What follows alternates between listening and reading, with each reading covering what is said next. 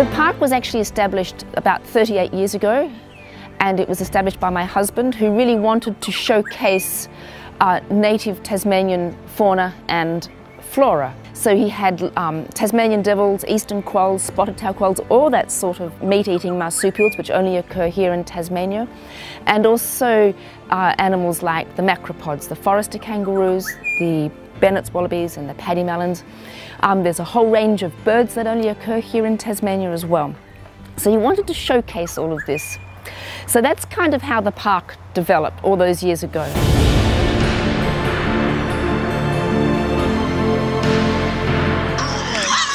Lovely. That's just what they do.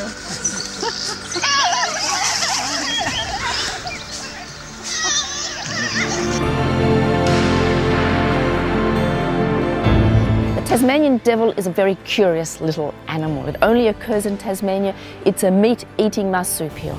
So the female devils do have a pouch like a kangaroo or any other marsupial, and they carry their young. They are not a dog, they're not a pig, and they're not a rat. So they are a meat-eating marsupial.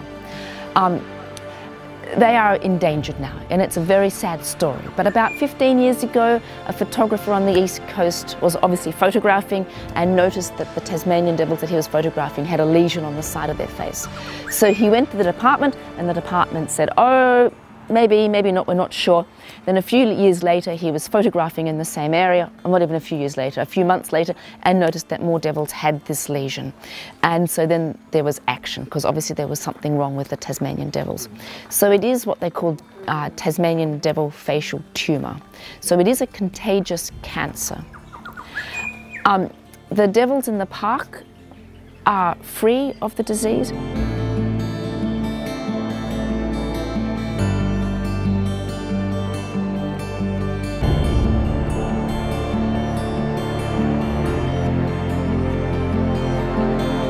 It's not contagious from mother to young, so if the mother has the disease, that doesn't mean to say the young has. It's only contagious really through biting, so through their saliva. So when the devil feeds, they are quite aggressive, tend to be, and there's initial scuffle and fighting where puncture wounds can be made around the face, and that's when the disease sets in. Now sadly, every devil that gets the disease will die within 5 or 6 months. There is no cure. And since the disease was first spotted, over 80% of the wild Tasmanian devils have died. So now there are very few left. It's now an endangered species.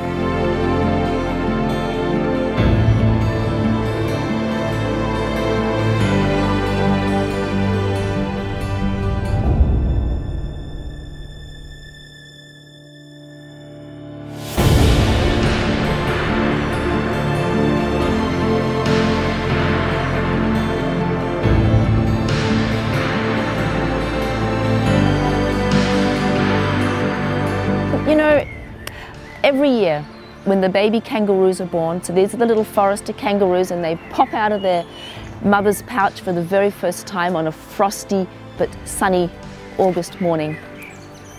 That gives me hope, and I just believe that that's the most beautiful thing, and I've been seeing it for how many years now? Lots and lots, and it still blows me away. That first little head with those big brown eyes, and they're just like chocolate velvet. That's the part I love.